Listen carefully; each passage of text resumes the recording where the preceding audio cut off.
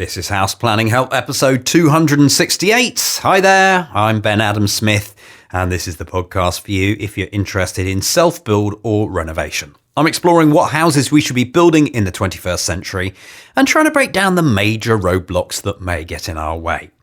Coming up in this session, my guest is Jason Orme, Content Director at Home Building and Renovating, Real Homes and Period Living magazine.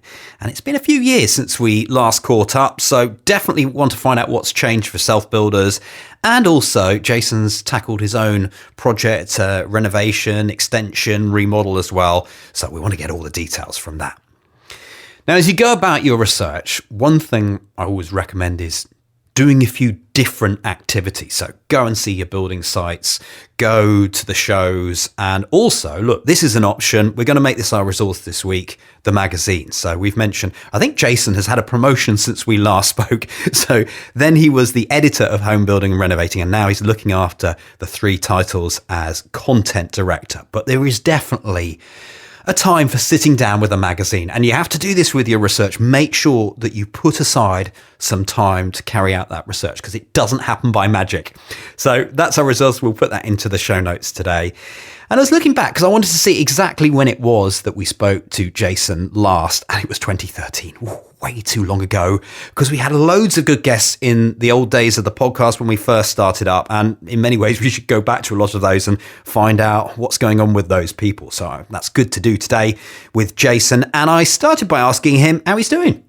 Yeah, we're fine. You know, and we've just come out of, well, just nearing the end anyway, of a really big kind of remodelling and extension project up in Derbyshire, which is very much kind of the family home for the next few years, really. And actually that was, compared to the self-build we did, in many ways more ambitious and bigger and certainly cost more money and was more stressful. You know, so I've actually come out of that being a bigger fan of self-build, as in building from scratch, than I was before, really.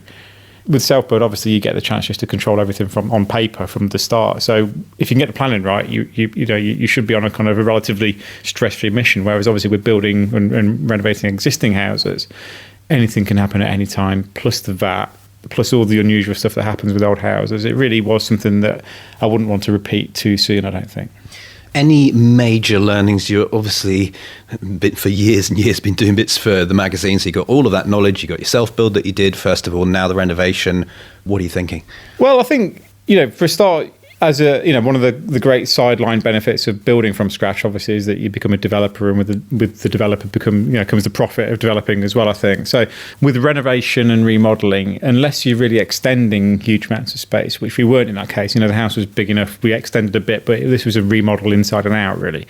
You don't make a lot of money. It's not the thing to do if you want to get rich quick out of property. The reason we did it was for the love of the plot and the love of the location, and to an extent the love of the original house. But we just knew that we needed to just create loads more space inside, open up, make it more energy efficient. And we had some interesting kind of learnings from the kind of eco energy efficiency side of things, because what we ended up doing, rather than, it's a 1960s house, right? So it had all the classic kind of stone cladding and ugly, weird brickwork on it. And rather than just take that off, we ended up building a third layer, a third skin on the outside. So digging footings, laying new brickwork. So we've effectively got a triple deck club sandwich of a construction system, which from an energy efficiency point of view, from pure insulation depth, is amazing. But obviously what you get with old houses, of course, is just all this air tightness issue that you're just never going to get around, really. Unlike on a new build, obviously, where you can, and you've done that. Yeah, it's been fascinating for me to talk about it for a long time and then for it to happen. And I think one of the worst aspects of building your own house is how you take it all for granted. Yeah, you do. I can't even remember what came before, even though that was 20 years of being a homeowner. Yeah, and you, more than almost anybody I've known, has kind of had that long build up to it and really wanted to do it for a long time. And I think obviously everybody has that dream to an extent. Yeah, one of the great, as you said, one of the great kind of unwritten things about self-building and renovating as well is that you never seem to quite get that day where you kind of sit back and say, oh, I've done it, and you can sit back and enjoy it. And actually, I've learned an awful lot about that over the past couple of years, and I think having kids helps you reflect on that a bit as well, and that you've just got to enjoy it as it goes through and take those little marks, because there's always going to be the garden to do, and there's always going to be that bit of the house that you didn't quite finish off properly. And I think for people who are interested in housing like we are, and there's thousands of people like us, I think that you have to just realise that that's part of the process and part of the pleasure. Yeah. Do you think there is a danger, though, that you can let that drift on, and then perhaps when you are at a point you feel you're finished, you get itchy feet and do it all again. Yeah, well, that's it, isn't it? And I think ultimately, you do make mistakes and you continue to learn and continue to kind of have regrets. And I think you end up, in a way, kind of getting itchy feet almost before you finish the project that you're on. So, we're constantly, aren't we, looking at houses to think about what we could do architecturally and ways to improve the house we've got. It probably is the labour of love and a lifelong labour of love, isn't it? I think I've come to accept that. Do you think you'll be doing something else? I think for now, no. I think just because we've had really 3 to 4 years of where every single bit of spare money that we've had and managed to gather together has gone into the house. Every spare weekend that I've been doing stuff on the house, and the kids are in a position now where I just want to enjoy the next 3 or 4 years at least, and we're at a stage in life where I don't know if it is still clearly important to us. I mean, I think housing is the most important thing beyond family that you have, really, good quality housing. So inevitably we'll come to it again, but it might just be that I think we've kind of got the perfect family home, and I don't necessarily see that, particularly in the location we are, it'd have to be something very special for us to move out. What do you feel about the finances? Because going into my project, finance was good, you got money in the bank and additional revenue sources, all the rest of it.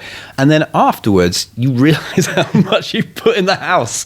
Yeah, and I've got to, I justify it to myself. And I'm kind of northern, so I'm naturally very tight. And I think I really struggle to spend money. And I hate spending money on stuff like clothes, going out for food and that kind of stuff, because that's kind of expenditure. Whereas I've got this kind of clever way of justifying spend on the house, and I call that an investment. So put money into pensions, probably not as much as I should do. But what I've always done is just put all the spare money I've got into property, and touch wood, and not as much wood around here, but touch wood, that kind of hopefully will end up being an investment rather than a cost. Plus, of course, with housing, you get to enjoy it. So that's really why I justify it to myself. I'm happy to have relatively high mortgages. I'm happy to have kind of lots of money going out on houses, just because I think it pays back at the same time as you get to enjoy it and live in it. One of the things I wanted to have a chat with you today about was just the state of the industry. Someone fresh coming in self-build. We've both been through it, you a couple of times. Those major challenges that you're going to have and how things are shaping up. Because when I chatted to you last, it was a similar topic, but are we getting anywhere? Yeah, well, the harsh truth actually is that as self-builders, we're probably building fewer houses than we were 10 years ago, right? So, the hard numbers have not ever really recovered from the credit crunch. At the peak, I think self-build was delivering about 18 to 19,000 homes a year, and that was about 2005, 2006. Now, at the moment, it's about 14. So, we're not back to even those standards yet. What's changed, I think, is that almost everybody wants to do it. As a result, what you've got is a huge latent demand, and that demand is usually stopped by one of two things. The first one usually is that actually people can't sell their house or raise the money. So obviously the transactions in terms of house sales has just fallen through the floor over the past 10 years, really, if you compare it to what it was back in, the good old days of 2004, 2005. So, if you can't sell your house, most people then struggle to raise the money to buy a plot. The other thing, of course, is the kind of land opportunities that people have. And that is, as far as I see it, improved a little bit. But effectively, rather than kind of generating loads more single plots, the types of plots that you and I have built on, what we've done is generated more of these kind of serviced sites, the Graven Hills being a famous example of that. And that actually isn't for everybody. A lot of people have a dream of self-build, and they don't just dream of the house, they dream of the location and the position and all those kind of things. Not everybody wants to live on those kind of, big estates. But having been to a number of these sorts of community builds now, I'd be up for it. I don't know whether perhaps we're unrealistic a lot of the time in what we want. We all want that site with a view, not with massive neighbours and high rise and all the rest of it around there. And that's just not realistic unless you're prepared to relocate. I think that's the point of it. I think that's true. And I think, for some people, the dream of self-building is the dream of kind of retiring up to Scotland, perhaps, and having a cheap plot with a lovely view over the loch, and that's something that probably sounds quite nice to me at the moment. But I think you're right in that, where I've seen self-build done at scale in other countries, particularly the States and Australia, actually those kind of estates, and I put that in kind of quote marks really, but those estates are not the estates that we know and love from the UK. They're really pleasant to live in, like obviously variable plot sizes. They're communities really. And I think most people do want to live in communities. And if you can create self-build communities that give an element of kind of individuality and isolation to people. Because I still believe that generally most people view their homes as a sanctuary and want to escape there, rather than necessarily kind of in the way that perhaps Ashley Vale down in Bristol does, where you get this kind of community feel. I think obviously that's for some people, but it certainly isn't for me, and I can't imagine it being for many other people too. When I chatted to Michael Holmes, we were talking about right to build, and it was in the middle of the process. I think when I was looking for land, it was something that was being talked about, and I'm not really sure whether I put my name on the register and so forth. So can you bring us up to date here? Yeah, so, well, we're talking in October 2019, which is 3 years on exactly from the launch of the original right to build legislation, which demanded that local authorities create registers of people in their area who wanted to build their own home for them to sign. And then it forced the local authorities to effectively supply the same number of plots in that local authority within 3 years. So if 427 people had signed it in, Bromsgrove Council area, then 427 plots would come on stream through permissions on private land, and the remainder usually through public land have been allocated to self-build. So we're yet to see, actually, the truth will out in the next few months of whether actually local authorities are going to be able to deliver that. My instinct is that you're just going to get this mixed picture of, local authorities, there's 300 or 400 of them. And I think inevitably you're going to get some, like obviously Cherwell at Gravenhill being the obvious example, but there are others like Shropshire that have been incredibly supportive of self-build and generally speaking are trying to deliver as many plots as they possibly can. Others, the London boroughs in particular, are terrible at it. Don't seem to be able to kind of get their head around it and understand that there's people in their area who want to do this and they should be in a position to help because they're the arbiters and gatekeepers really of the planning systems in their area. So, it's hugely mixed, and I think central government's kind of stick and carrot approach is going to have to be a bit more forceful, I think. That said, it's a good way to produce, we're going to get thousands of plots coming through over the next year, so that can only be a good thing. And whether they're the plots that people want in areas that people want to live in, that's the issue.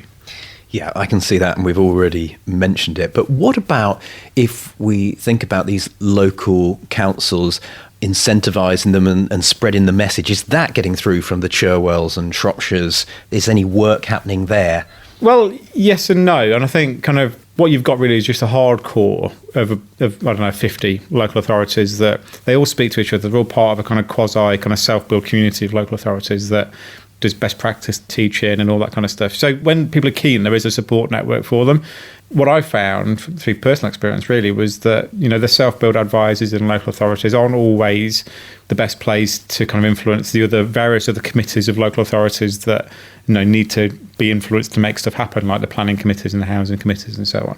So they're not massively resourced and they're not massively empowered to make change, So, I've seen it in Shropshire where they took 3 or 4 years, I think, to even get to the stage where a site that they owned could be permissioned for self-build. I mean, it's 4 years, life's short. That's kind of really where I'm at a little bit with it. This is my 20th year in the self-build sector. And the frustration for me really is that while, we've sold an awful lot of magazines over the years and met hundreds of thousands of people at the shows and spoke to people on the websites, more than we can imagine really, we haven't actually really made a fundamental difference, if we're honest with ourselves, in terms of the number of self-build homes that have been delivered. And actually it's Grand Designs probably that has kind of half been responsible for boosting the demand, I think, but also kind of responsible as well for not really helping out in terms of the delivery, because it, as it's a program that's based around drama and the difficulties rather than the things that you and I have experienced, which is, occasionally stressful, but by and large, if you're well planned, the good designer, you can just crack on and do it relatively stress-free. When you found land, what approach did you take?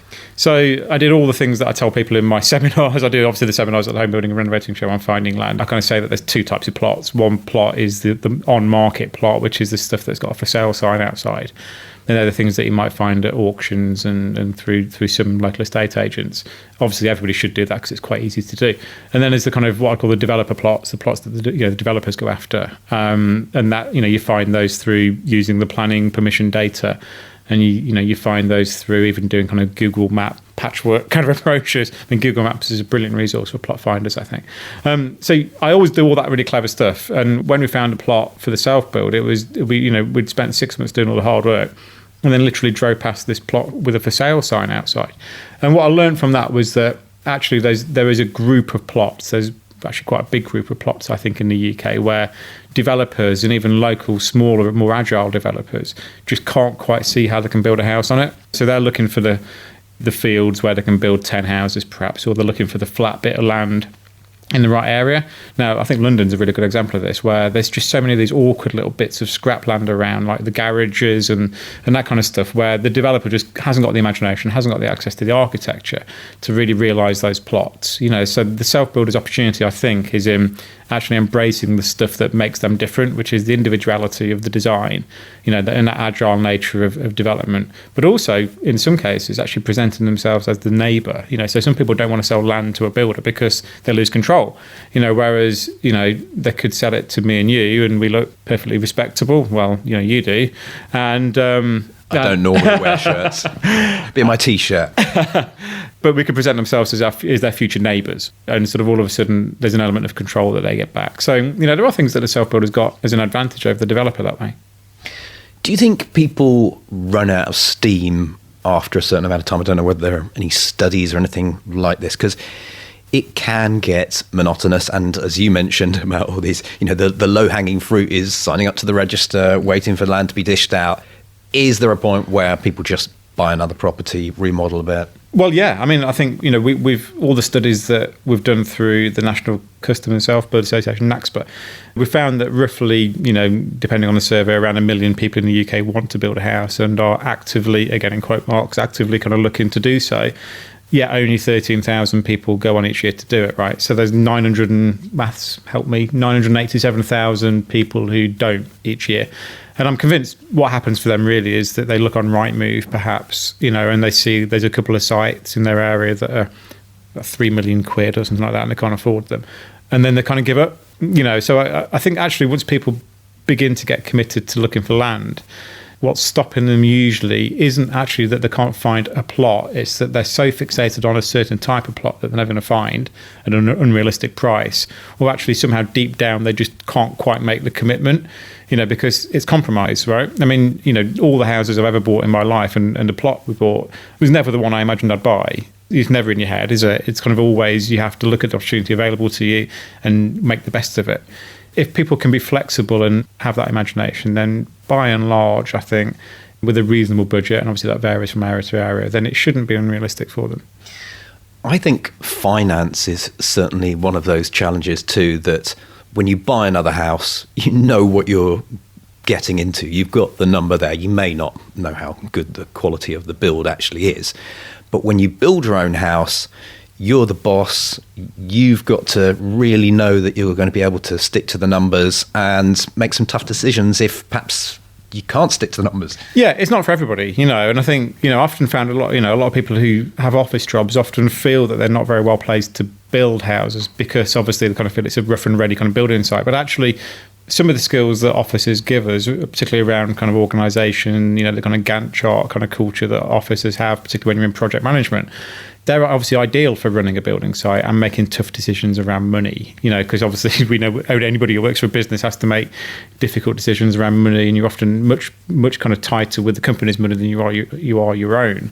So I think management and the budget is critical, and I think that comes down ultimately to flexibility because, you know, on any build, whether it's a self-build or a remodel, some of it's going to be over your original estimation, and you need to be able to bring back the bits to make it under, so the whole thing kind of stacks up. So where you spend more on plasterboard, you have to spend less on the kitchen, you know. So if you can control that and see it as almost like a mini Excel spreadsheet where you can be flexible in terms of these pots of money rather than just seeing it as one pot of money, then you can begin to take control back. But, you know, as I'm sure you found, you know, any building project I've ever done, the stress was money related. Because, you know, as we know, you can build yourself out of any problem. You know, any bad ground issues, you know, you can get the foundation system to sort it. You know, anything on site, you can have the biggest steels in the world if you can afford it. You know, so all that stuff can be solved, but obviously if you've got no money and it's getting tight towards the end of the process in particular, then things don't happen, and that's where you have the sleepless nights. You mentioned grand designs earlier, and what's interesting to me, having spent the last 7 years chatting to people, is that all of these things do come up. I've seen myself relationship splits, I've seen running out of money, I've seen problems on site. So there is, I'm not saying it's drama, but things can go wrong, or unforeseen circumstances can and will arise. Yeah, there's an element of bad luck. Just if you imagine anything you do for a year that involves a lot of money and about 20 to 25 people and loads of external factors like weather and your own job and health and all those things, when you can't control almost any of that, I don't think. So inevitably things do happen. My point on that really to an extent is that the builder, the main contractor, really should be in a position to, for example, around the trades people, the good builders anyway, are able to suck up stress on your behalf. The ones that I found who I've really had very good experiences with are the ones that, plasterers always moan, tilers always moan, plumbers always moan. You don't want them moaning to you. You want them moaning to the main contractor, really, and they can deal with it because that's not really your problem. Yes, I know people manage trades directly and run their own building projects, and things do happen with that. But I'm just firmly of the view that usually the failures, luck is a factor, but for the most part, the grand design's disaster, which is generally speaking the kind of the costs going out of control on during construction, isn't actually a factor of the construction going wrong. It's just the design process was a failure, because for most people the design process is getting a nice house, when actually a good design process includes obviously the budget, the engineering issues, the proper site layouts, all that kind of stuff. Generally speaking, obviously there's loads of great architects around and like loads of great house designers, and I've used a lot of them. But actually, where I see the failures, it's usually where the architect at that early stage hasn't been able to put all those different factors together into a package that the main contractor can then go on to deliver. It's often just left to the main contractor to kind of work out the gaps. Planning, how has that changed? I'm talking planning permission here. Any improvement? Yeah, I think there's definitely a lot more. Obviously one of the things I've really noticed that's changed over the past 20 years or so has just been a greater acceptance of contemporary design. The passive house that you built and the much more contemporary, I don't know what you call the house I've just finished off really, but a very contemporary house with loads of timber and a big tower on the front. It's in a conservation area. And I think if I was tackling that 20 years ago, I'm not sure the local authority would have been quite so in favour of that as they are now. So I think actually I've got to say thanks to Grand Designs, really, there's been just a huge change in attitude towards more interesting design, and I think we're seeing better houses as a result of that. So you're seeing less pastiche kind of stuff that I'm not really a big fan of usually. But I think generally speaking, the problem with planning is not so much in the planning officers with an R on the end, it's in the planning officers being under-resourced. So they're just super stretched. Local authorities are really down to bare bones in terms of money, and as a result, they just can't provide the service they want. You do meet some idiotic planning officers, of course, but by and large, they're just trying to do a good job under a lot of pressure. You do get some, of course, that are just completely illogical, and I think that's where people get very frustrated with the system, is where they don't see the logic in the decisions that are made, and the fact is usually they wouldn't appeal anyway. Anything else with planning? Any other changes? Well, yeah, and I think obviously what you've got is just through the wider local authority system, the climate, I think, for individuals going through it is more kind of bureaucratic than it used to be. So if you speak to larger developers, you'll know that they're spending tens of thousands and often actually occasionally hundreds of thousands in terms of all these surveys and almost like the pre-application stuff that they have to do even before they submit a planning application. And that's true obviously on a much smaller scale for individuals, so I think, the elements of geo surveys, of topo surveys, of all the stuff that people have to do now, plus of course sort out the slightly weird world of the community infrastructure levy and a kind of the relatively kind of weird, so what I call it a tax regime really on house building. There's a lot of potential pitfalls for people if they don't know what they're doing. And one of the great lessons I've kind of come to learn about self-build generally is you're not going to know it all.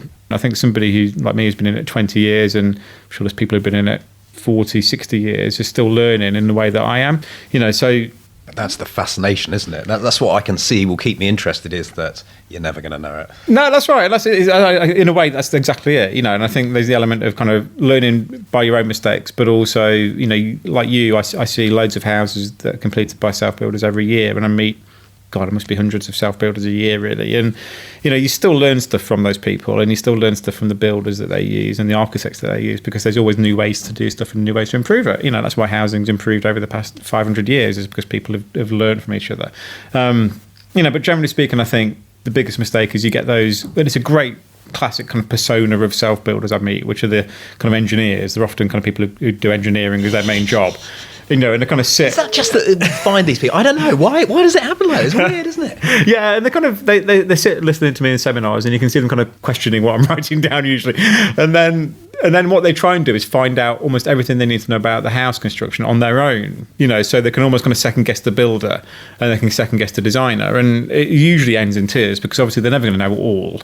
So it's a very simple rule of thumb, but I'm desperately keen to leave the people I employ to it. That's really what you're paying for. And I think where it often falls apart, and again, Grand Designs is a good example of where it often falls apart, is that you have that breakdown in trust, between the homeowner and the people that they're employing, usually the builder, but also the architect or the plumber or the brickie or whatever. So trust is absolutely critical to it. Yeah, and I think that there's not one right approach, is the other way of looking at it. But let's stick with teams, because that is something that I just feel blessed on my project, that made it all the more enjoyable. As you say, without money, you're not going to be able to hire perhaps the quality of people that you want. But has that improved? Are there more good builders, good architects out there? Are they easy to find? Well, yeah, I don't know. I don't know about good architects. I mean, I think architects are a funny bunch, if I may say so. I know your okay, keep going. Yeah, I know your podcast is listened to by a lot of architects. I know that a lot of architects, advertise in home building and renovation. So I better be careful about what I say. But I think my view is really that there are many, many great architects who understand that design, as I said earlier, isn't just about nice houses, it's about the whole process. And I think also so many of them struggle to understand that relationship that they're meant to have with the client.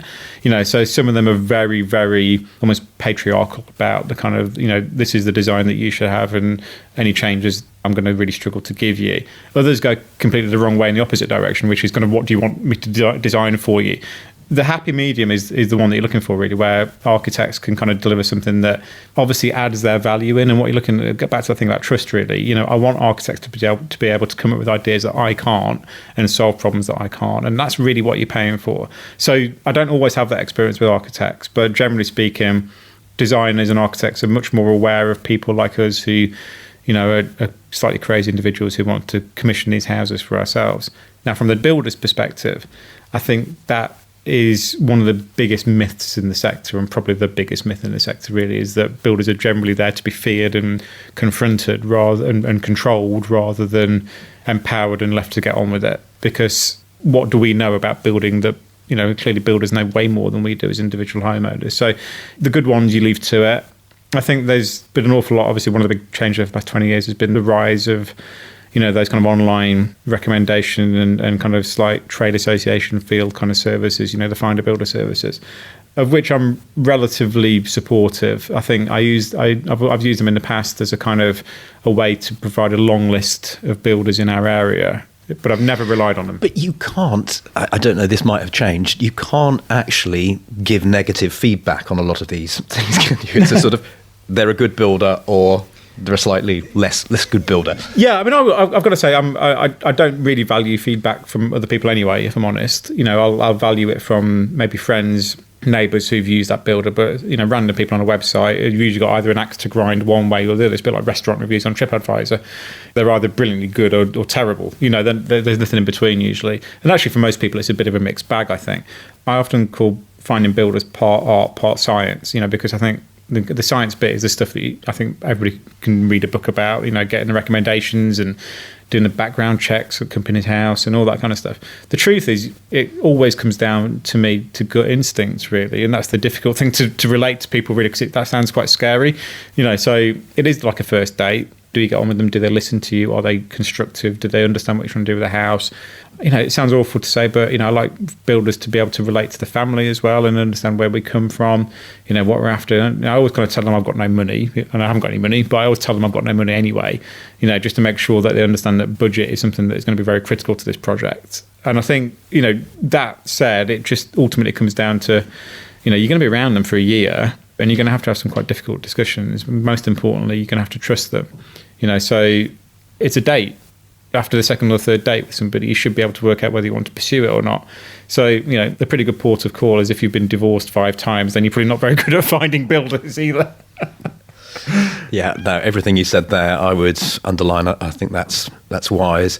And I don't know, I felt good going round previous projects as well of the architect that we chose. And I think for me as well, I knew I wanted to build a passive house, so it would have just been totally illogical to look outside that community. So there are specialists, aren't there, within the architects? I don't know so much about the building side. But. Yeah, you're right. And I think passive house is a really good example of where you've absolutely got to choose, an expert team around it. And it isn't just the main contractor and the architect. It's everybody on site has to buy into what you're trying to do and understand it. So, you really are dealing with a niche within a niche there in many ways. And actually, in a way, that's quite protective because, at least, you're going to get people who've been through PHPP and that kind of process and understand the concept and be very, very regimented about the approach. Where a lot of people tend to struggle is particularly with architects. I think a lot of them, and I'm sure they'd admit it if they were really honest with themselves, a lot of them tend to have kind of about a handful of tricks, and I don't meet many architects who can design all different types of houses really well. There's some great kind of architects down in the sort of home counties who design really beautiful new houses that look like they're Georgian farmhouses. And there's some over in East Anglia who design these kind of beautiful kind of oak frame kind of barn style houses as well. And that's what they do and that's their niche. So it's wise, I think, to try and pick a design style first and pick a kind of almost like a process and a target, an objective almost for the project, and then begin to put the team together on the back of that. And I felt myself that I've developed my tastes over time. So is that anything that you try to do in the magazine too? Because by visiting projects, you can understand contemporary homes so much more because maybe you just haven't been in them before. No, that's right. And I think, you learn what doesn't work as well, and I think, the things I've obviously to an extent it's quite difficult to write about and it's very difficult to photograph because the thing that I think works for most people about houses is the feel, that kind of warmth and, in a way, character. And I don't mean that in a traditional sense. I just mean, what does the house feel like? There is a tangible mix of the space not being too grand and the whole thing not feeling too clinical.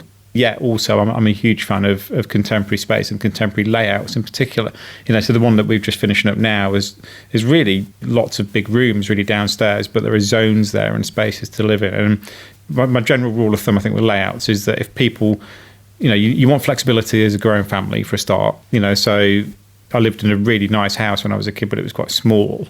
And one of the things I now value is the ability for us all to be able to do our own things if we want to at the same time. So that's something that when I'm looking at houses around and, for the magazine and stuff, I tend to look at how the family is going to use it and what makes sense for them, as well as obviously what you've understood, and I think I've understood as well, is that, it sounds really soppy, but actually that lifting element that good architecture can bring to you. It feels really great, doesn't it, to go into a fantastic house and see the space and have that little wow, and that's obviously not really for other people. That's for you every night when you go home, and that kind of lifts the soul. And it was actually David Snell, who I think you've interviewed on this before, and David told me really that he just views housing as so fundamental to a good society, because one of his kind of views of where kind of urban areas really struggle is where there's just no space in houses and the kids are kind of chucked onto the street at 7:00 at night to fend for themselves because the parents just need their space. Now, obviously easy said than done and you need some money to do it, but if every family could have a bit of space in their house for the family to live and coexist flexibly, then, I think that would make for a better society. And ultimately, fundamentally, you and I do this and, we've kind of thrown so much money into it and had a few sleepless nights on the back of it because fundamentally we believe that our houses are fundamental and so important to enjoyment of life. And we don't spend money on holidays, we don't spend money on cars, we spend money on making that home life really, really pleasant. And I think you've said that word flexible. That's the other thing. It doesn't mean everything has to be ginormous, but when you've got that flexible space that you can just be in different areas because it's there. It's one of the things that I perhaps love most about my layout is because I know we can have 10 people to stay and it will work and we only have one guest bedroom, but we've designed it so that all the space is flexible. Yeah, that's it. And I think, it doesn't have to be right. It doesn't have to be one big space. And, actually one of the big problems of the kind of the classic project that everybody does these days on existing houses, which is the opening up extension at the back and the combination kind of living, eating and cooking area. The problem with that often is that it's designed with kind of summer in mind and it's designed with day in mind. Whereas actually, we know today on a wet October day that most of the time it's pretty cold here and most of the time it's pretty dark and rainy. So that means that most people want to snuggle up in front of a fire and watch Strictly Come Dancing or something on telly.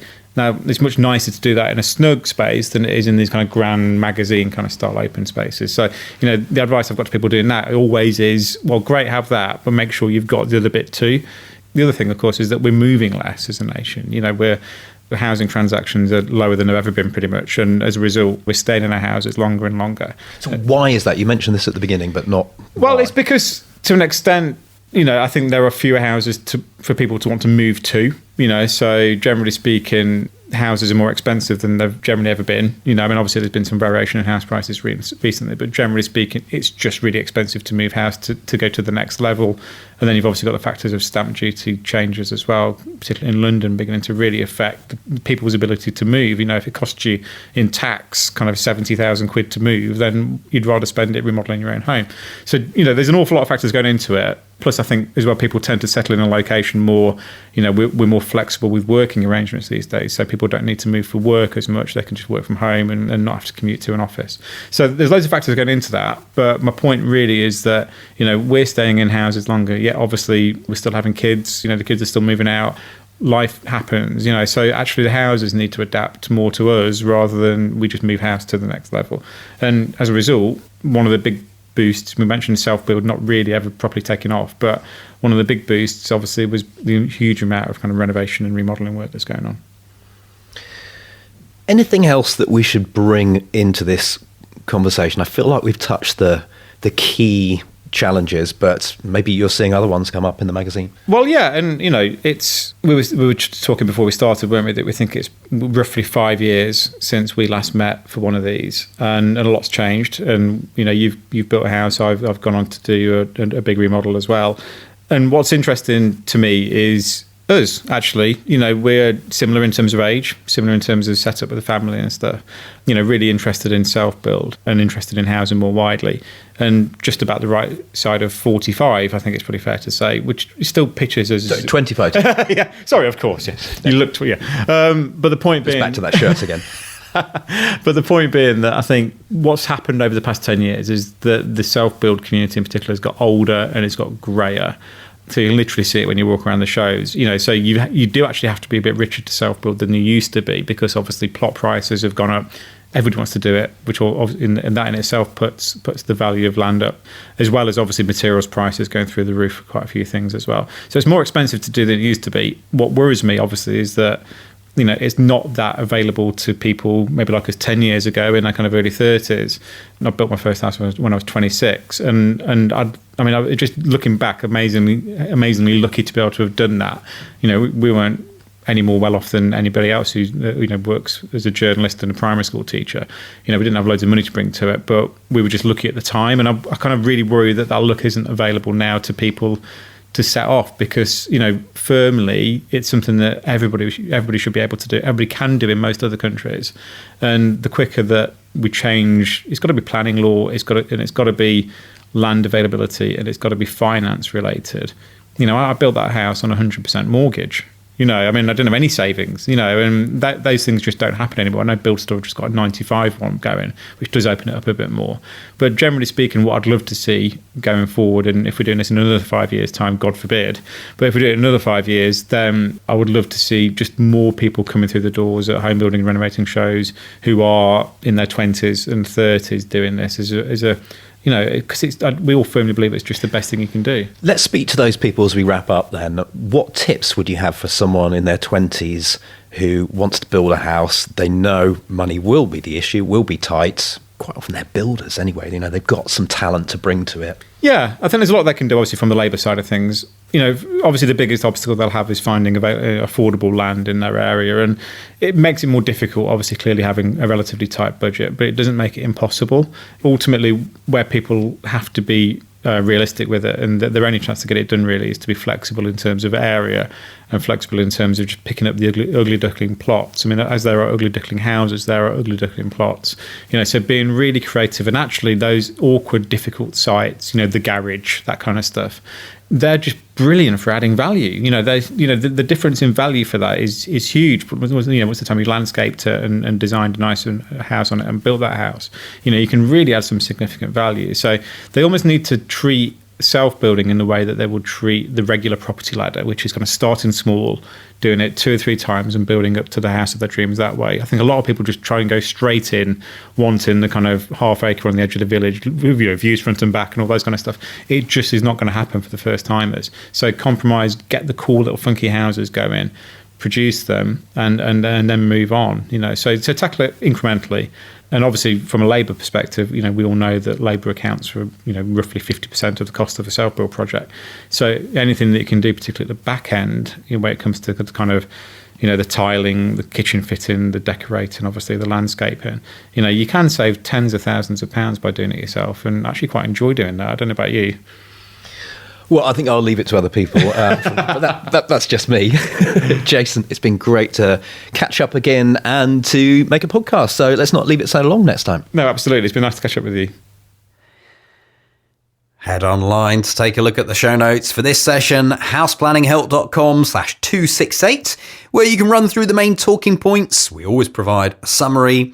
There are photos of Jason's remodel and extension, so go and have a look at those.